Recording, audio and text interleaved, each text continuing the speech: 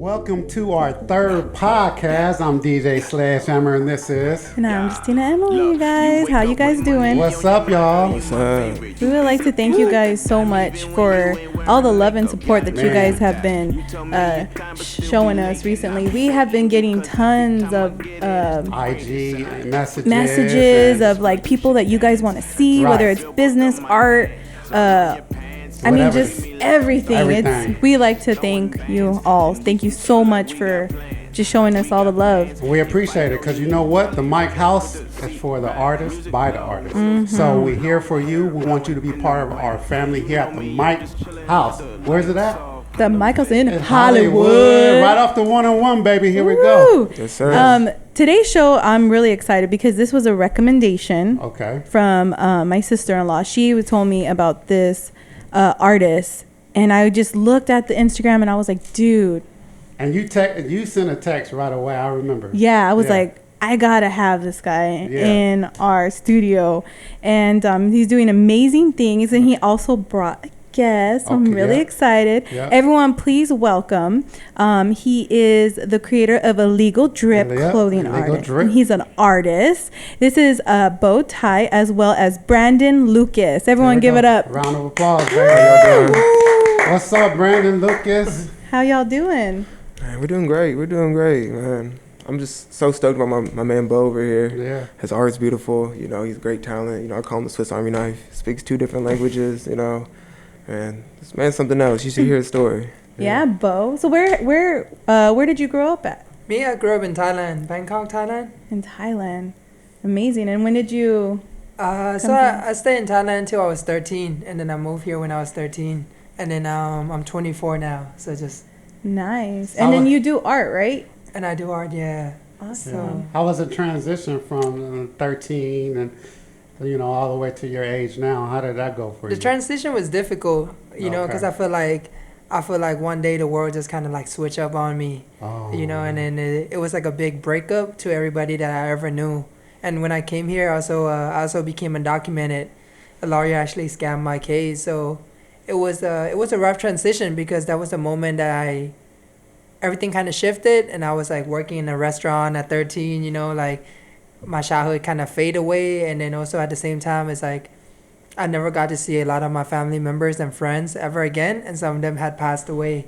So it was it's all good. And then but it was cool in terms of like it was a different language, different culture, and then just being exposed to a whole different world. And I feel like I'm a product of that blend, but also of the injustice, which kind of woke me up to a lot of different things that are happening to people in the U.S., you know, like citizens are not, how they're like access to different things. And, you know, my art is a combination of, you know, just an outlet of what had happened to me, but also growing up in Thailand, being around nature, being around like temples and all these patterns, but also like, you know, being a fan of hip hop and street art, and you know, so it's cool. It's a vibe. That's crazy because you could take a negative situation like your life and turn it into a positive and express it in different ways, you know. So when you had when did the clothing line? You have a clothing line called Illegal Drip. Yes. And when did that? when did that start?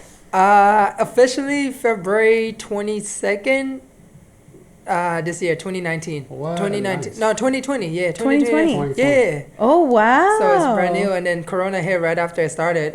So it's been a ride, but I made my first shirt in 2016. So like there's this whole thing called DACA, right? And I don't qualify for DACA, but point being is like at one point I wrote existential crisis because my existence is their crisis. And that's how I felt about like when they're like, oh, there's an immigration crisis, all these illegal immigrants, you know, this and that. It's just like, damn, they're labeling people as crisis, you feel me? And that's how hard it is for people to live, and that's why people get deported, get detained, and all these things. So I've been making clothes and throwing shows with just like uplifting undocumented artists and having like open mic, doing that since 2016, but not the brand launched this year after like, you know, I kind of got some funds, figure out some stuff, and then how did you meet Brandon? There it is. Oh yeah. Yeah, so I met Brandon at UC Irvine after I had already graduated. So you went to UC Irvine? I went to UC Irvine, and then I was just...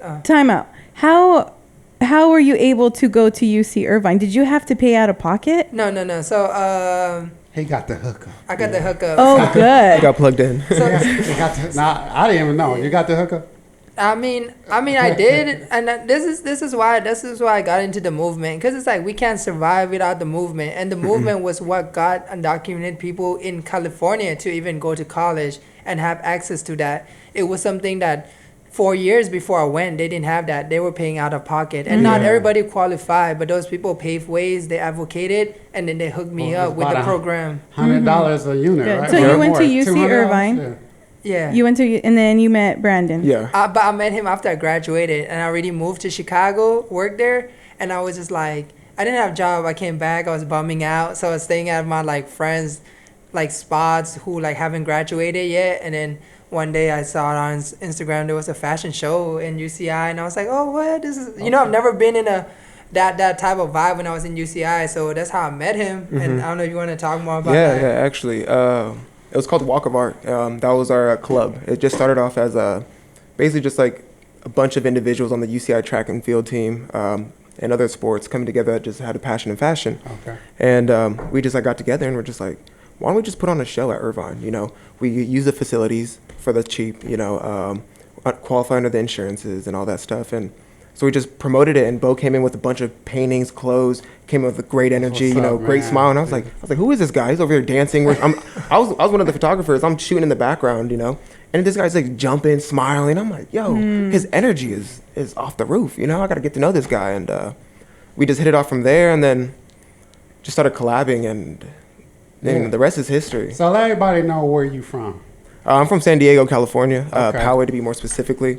I was born in Las Vegas, second generation. My mom's side of the family's from Portugal, dad's side's from Jamaica. Hence the track and field passion behind that, you know. And I heard you're All-American track and field. Oh yeah. Ooh, and kickboxing? Oh, and kickboxing. What? Oh yeah. I got my hands and feet under me a little bit. Ooh, you went kickboxing. And I heard you were a trainer? Oh yeah. So I used to train at LA Fitness. Now I want to get on more personal training, so being more mobile, like going to houses and training clients like one-on-one. Especially with like, you know, what's going on with the pandemic. That's really thriving right now with other individuals, and yeah, you know. That's amazing that you guys are doing like big things. I mean, it's insane how something like a pandemic, people could see it as like a negative, and they're, you know, like kind of like, oh, we're at a halt. And then there's the creative ones that like are like, everybody's slowing down. We're turning it up. We're turning it up. In full speed. Everybody's still at home, just relaxing. Exactly. You know, that mode, you know what I mean? It's just... Exactly. I see opportunities, you know, like just like how you see the highways is emptier, you know, I see that opportunity, you know, less people are out in the game, you know, so I see the opportunity, better your chances. Yep, exactly. So recently, you know, speaking of you, as far as the community, what did you go through recently? Oh, yeah. Explain what happened. So it was a couple months ago when the protests first popping off. You know, me with a photography background, you know, I wanted to go to the protest and document it, you know, and take photos and, you know, do my peaceful, like, silent protest. But I was there, you know, representing BLM, Black Lives Matter, and everything like that. And there was, like, an altercation. And I stepped in, you know, because, you know, things were being said that weren't right. Right. And the leader of the protest, she comes up to me. She's like, yo, I respect you for that. You stepped up, you know, da-da-da. And out of nowhere, 2 officers come and grab me up, right? I'm in Huntington Beach. They started trying to drag me across the street, you know, and I'm like, what's going on here? They're like, you're under arrest, you know, and I'm like, for what? Curfew.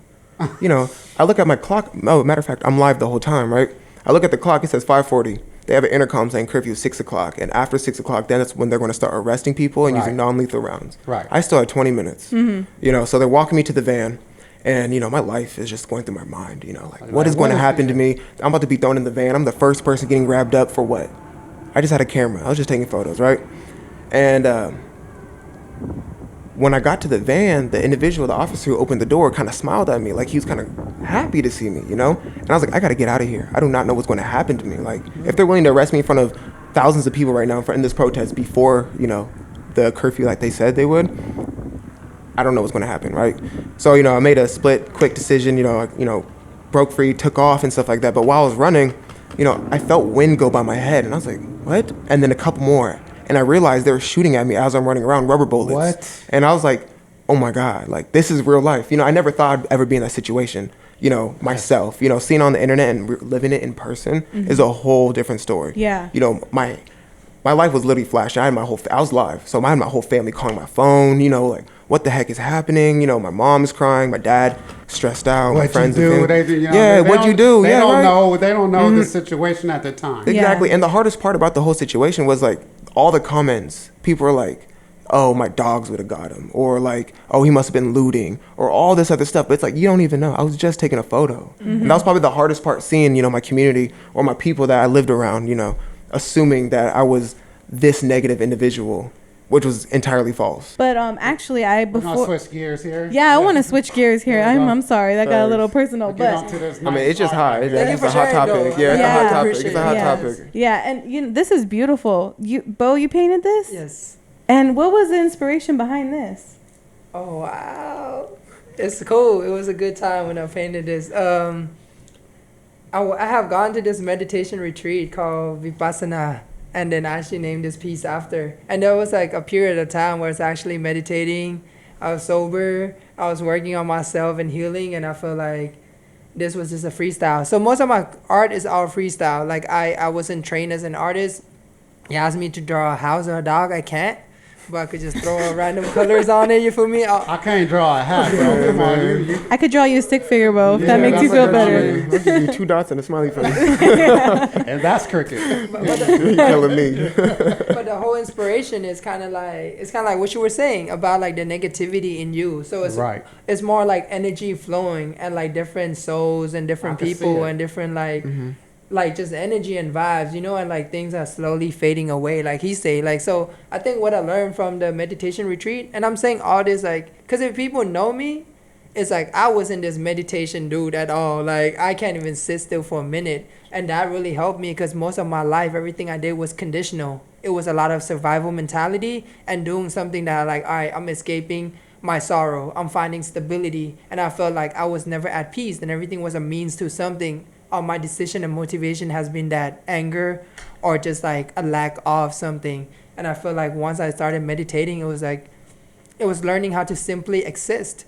And it was hard to simply exist because of all these layers, right? So when I was making that piece, that was like the whole vibe. It's just like I have all of this energy and peoples in me and faces and all these things. And it's like, how do you let go? And, It's beautiful. Do you ever feel that your art goes unnoticed in the community, or art in general goes unnoticed? Yes and no. I mean, that's what motivated me to do the clothing, because I was like, there's so many fashion, but there's not that many fashion brand that stands for something and is made by us. What I realized being an advocate is that I'm often tokenized by politicians and media to be used for their own goods and for their own agenda. And at the end of the day, none of that investment is coming back to the community. So they take our stories. They want us to justify our existence, whether with our success, like, oh, look, this person deserves to do all this. This is a good immigrant, and these are the bad immigrants we need to lock up. So it creates this duality where it doesn't see people as people, or they take us like,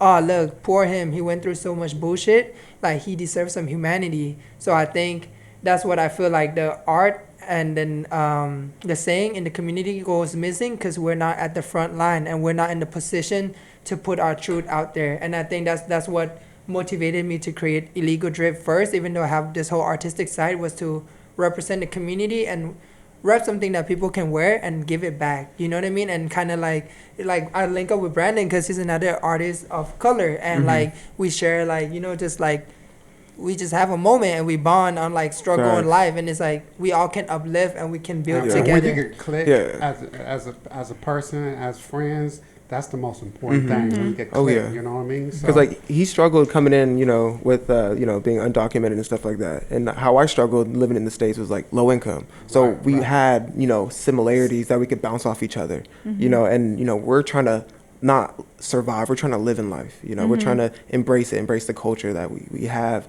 and that's where we connect a lot, and he introduces me to a lot, like the meditation. I meditated with him for the first time. You know, I have ADHD. That was probably the hardest thing I've ever done in my entire life, right?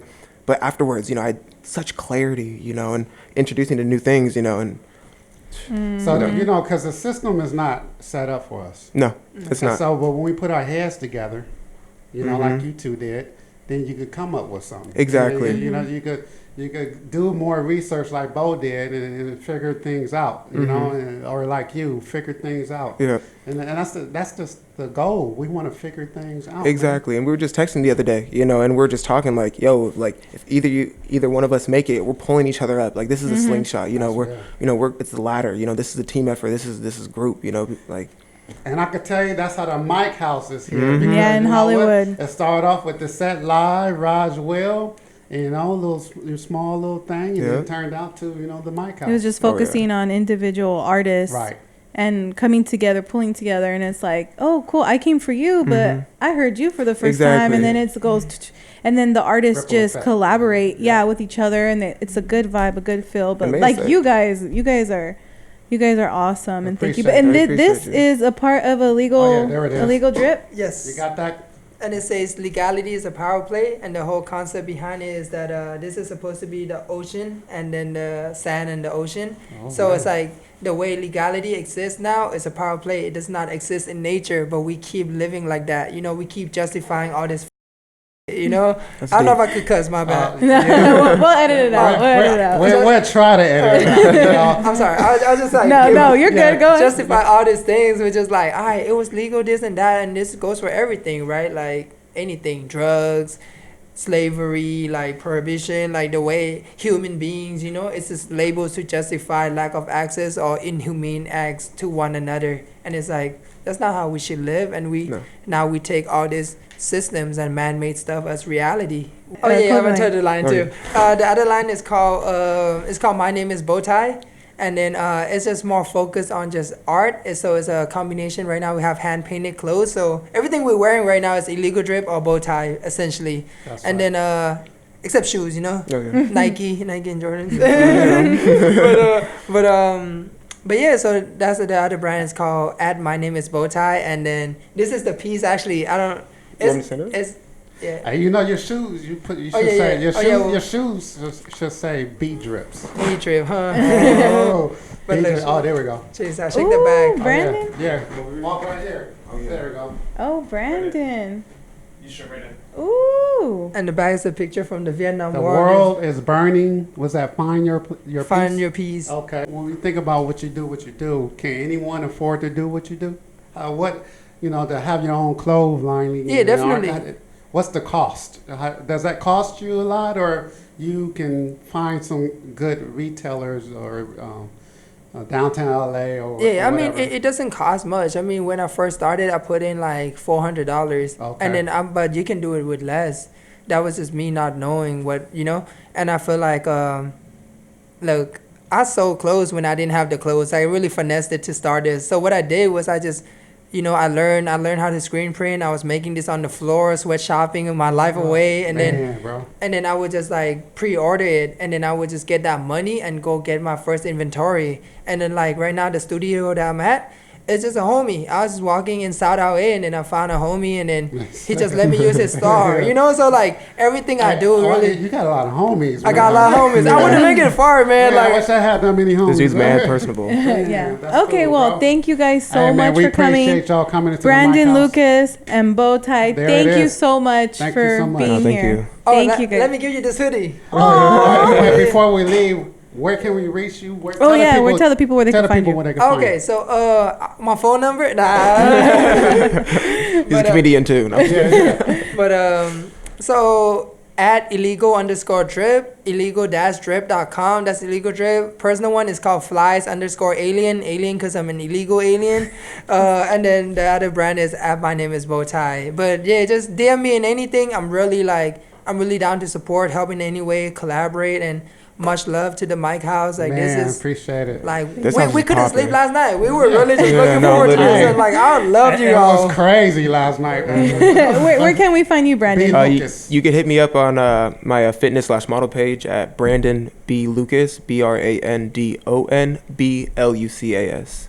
Thank you so much. Thank you guys for being here. All right, thank you so much. Check this out, man. I just wanted to give y'all a quick update about everything that we got to offer here at this studio, right? So we got a brand new, never before done subscription plan specifically designed for artists by artists, you know what I'm saying? So what this is called is the platform. And what the platform is, it's a monthly subscription to where you can subscribe to our studio at 3 different price points. We got a bronze package, we got a gold package, and we got a platinum package. And what those different packages do is it gives you different types of access and different types of levels of services that we offer here every single week at the studio. So that way, if you're an independent artist on the grind and you figuring out like, man, I need studio time, I need some beats, I need mixing and mastering, I need artwork, I need a music video, I need a podcast, whatever it is you need, all you got to do is check out our platform, our subscription service, and we got everything that you need for the price of one. You know what I'm saying? So we giving artists weekly access to our studio 2 hours a week, and you able to do everything that we have to offer. So hey, check us out. Make sure y'all follow us at Beyond Average LA. And once again, I go by the name of Raj Will. This is the Mike House Studios, and we are Beyond Average. Welcome back. We back at the Mike House, and we got Justina, Emily. Hey guys, how you doing? Guess what? We got another guest here. I'm so excited for this one. You know what? I'm excited too because it's somebody that I worked with. Ooh. As far as getting me straight, my body, my muscles. Ooh, and you got a lot of muscles. No, I mean, you know, diamond push-ups. You know what I mean? That's how you do it. Teach me how to do that. So our guest is Ceasar. He's with Raw Body Works, and he's our guest right now. Welcome to the Mike House, the platform. My man, how you doing? How you doing? Ceasar Rodrigues. Good. There it is. Appreciate it. Thank you. So first off, we want to get this started. Tell the people out there where you from, where you come from. All right. Yeah. So come from LA. Okay. Right? Grew up in South Central, right there. You off of the 110. Slauson. Oh, you down up in the hood. Yeah, man. But we just came from there, South Central, right? Mm-hmm. For a mural off of 48th and Western. Shout out to Ezra, who was on our episode last week. Episode number 2, right? He did a beautiful mural. And yeah, so we just came out there and shot some photos and you videotaped and stuff. Right. But grew up there my whole life. I lived there my whole life, and one of my things that I stress about the most, and I actually did this for one of my, so I took AP classes in high school. One of the things that I wrote about, I had this essay, was... I hate essays. I wrote about the most dangerous part of coming from South Central LA, right? And a lot of people don't really think about it this way like I do. So for me, the most dangerous part of LA is not the drugs, it's not the gang violence, it's not prostitution, none of that stuff. For me, I saw that the most dangerous thing was people settling. Mm-hmm. A lot of people settle. Product of their own environment. Exactly. Yeah. And it's true. Yeah. Exactly. That's everywhere. Everywhere, man. I'm telling you. And that's the thing I saw. People. It was the same. They were stuck in that system. They're going around in circles. They ain't doing nothing. Mm-hmm. They most of them. Well, at least I'm going to speak as far as like Hispanics. Most of us, like my age, we're first generation. So we're coming from parents that came from Mexico or Salvador, or whatever other countries their parents came from. And we're first generations, and some of us don't get taught to not settle, but rather get a good job, right? So you can pay the bills, pay your rent, and help the family out. Exactly. Yeah. Right. And never about like stuff like entrepreneurship, things like that. Even like so far as like to go to college. It's like exactly. Like I was like out of my siblings the first one to go to college, and they graduate actually, and then it depends on the family. It depends on the structure that the family gives. Each family is different, so I can't speak on that, But typically, it's your product or your environment. You know what I mean? Yeah. Mm-hmm. So that's really what motivated me, to succeed at a young age. I did come from a single mom, and that really pushed me to, she did put me through Cathedral High School, which is a private school. right? You pay for it. Right. I was luckily enough able to get scholarships so that I could, help, like, it'll decrease the tuition. And one day I just sat there. I think I was a freshman or sophomore, and I said, you know what? I was right in the middle. To the right was a group of, like, real studious, like, kids, right? Real smart, real intelligent, paying attention. And the other side, you had the jocks. You had the people that were just focused on sports and just not really caring about grades. And I said, we're all sitting in this room, and somehow, some way, we're here. You got to pay to be here, right? So I know my mom. I don't want her wasting her money putting me here when I could have gone to any other school. Because it's not about the school; it's about the student, right? So I knew I was gonna put the effort into it. Exactly. Right. So that's what motivated me even more to just keep pushing, right? Keep pushing, and become successful. That's awesome. And then for sports medicine, because I know a lot of people will say like the stereotypical like comments of like a nurse is a female, a doctor is a male. How do you feel like in your profession? Do you get that still? Like where they're like, oh, I don't want a guy touching me. Yeah, like do you feel that now, or it's not as bad as it was? Not as bad as it was when I first started. Yeah. I was the first one. I was like, man, I ain't even know a guy touching me. It's true. I remember that. Yeah. But I think that once you introduce what we do in sports medicine to the patient, then they start to realize, like, it's not so much about, like, who's working on me, rather the quality of work that I'm getting and the energy. Yeah. Because I think that's a big part. Because what I've learned in these 5 years that I've done what I do is you can get the best treatment, you can get the top of the line treatment, A1 treatment, but if that therapist or whoever's working with you isn't giving you that good energy, passing on that good energy and keeping a positive mindset, and is passionate about what they do, then you won't heal. Even though it's like the best treatment.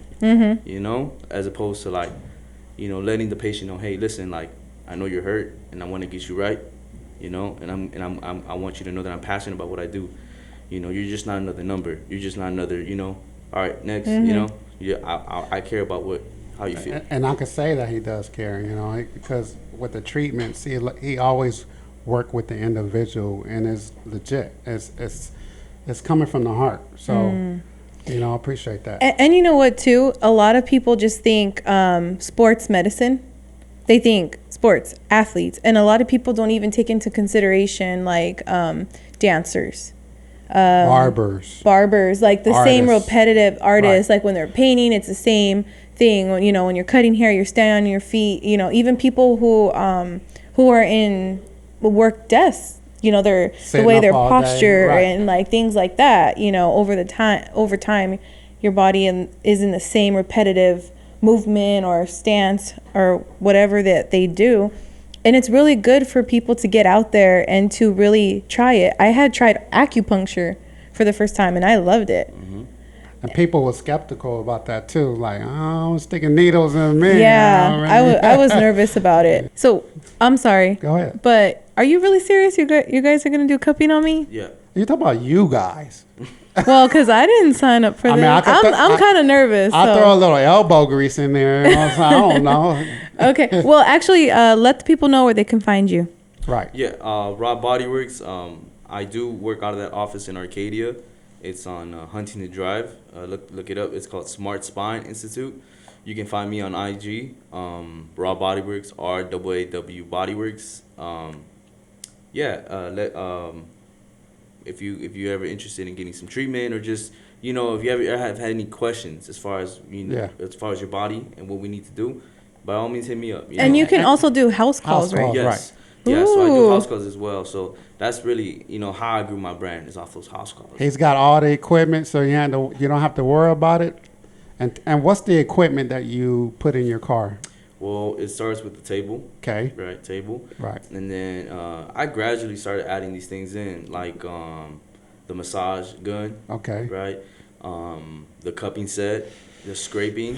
which we will save for another time because I think cupping's enough for today, but just, with the cupping set. And you got that the compression therapy. The Normatec compression therapy, yeah. And that's my recent biggest thing, and that's really what's so we're about to do Justina, right? Justina. Now, with the cupping. Now, what's the purpose of cupping? Like, what's the process behind it?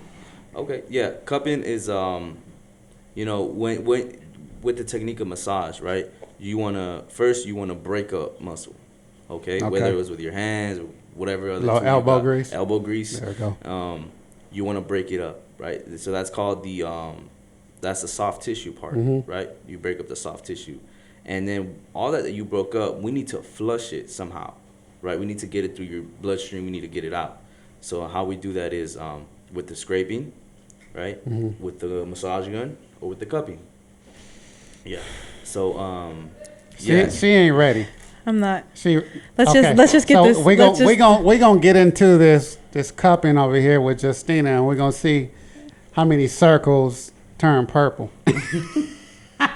Let's do it. Okay.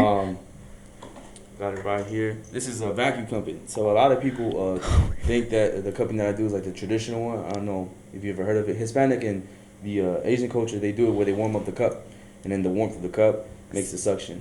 Right. So the way I do it is, this is a little more safer, more modern. You got one with the fire, right? Yeah, that's the one. Yeah, they warm it up, and then the warmth of the cup makes the suction. Gotcha. So Where? if you want, I think you'll be fine right here. Just okay. Right on the shoulder. I'll do one for today. Okay. Just one. Yeah, just one. Yeah, so they can see one on the neck right here.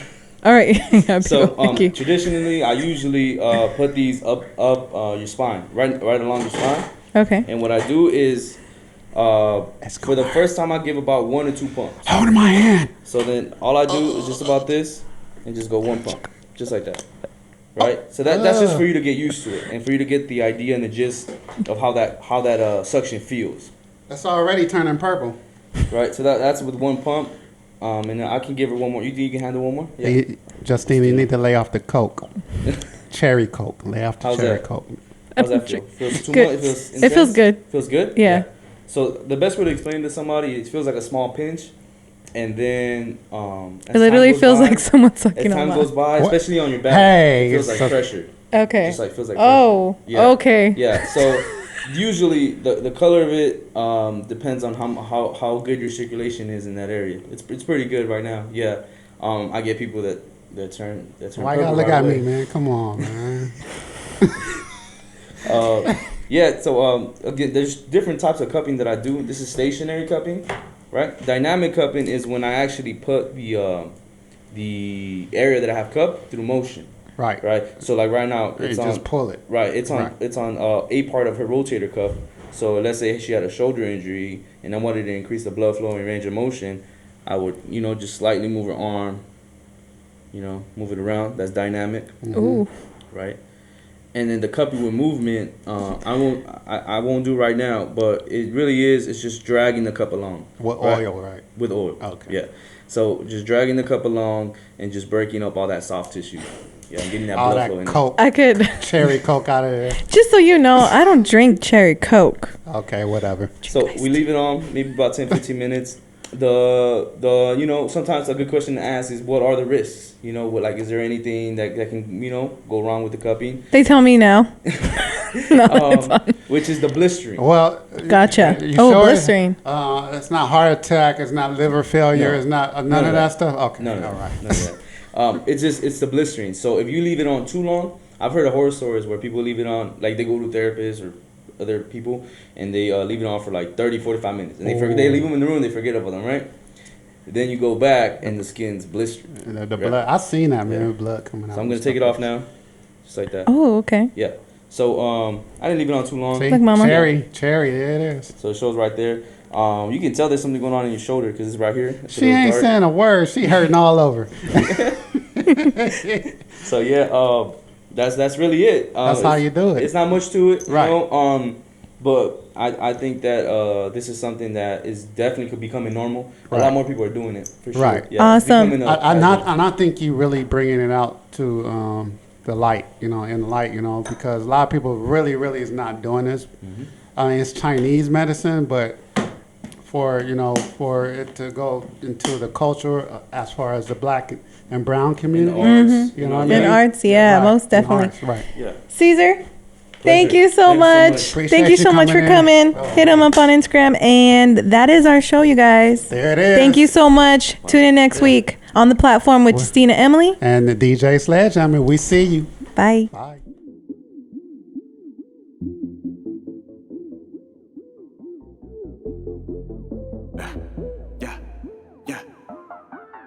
Yeah, look, you wake up with money on your mind, girl, you my favorite. You be looking like a dime even when you ain't wearing makeup. Yeah, I ain't mess with that. You tell me your time, but still be late, and I be waiting because Okay. Yeah. Watch, they gonna feel good. You like, Ready?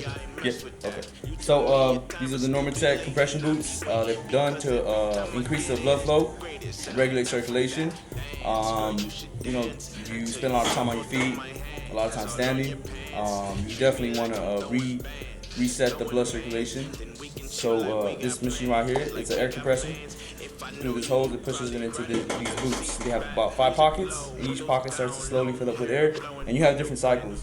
So I'll start off with level 3, just like that, and then you can start to see these kind of inflate.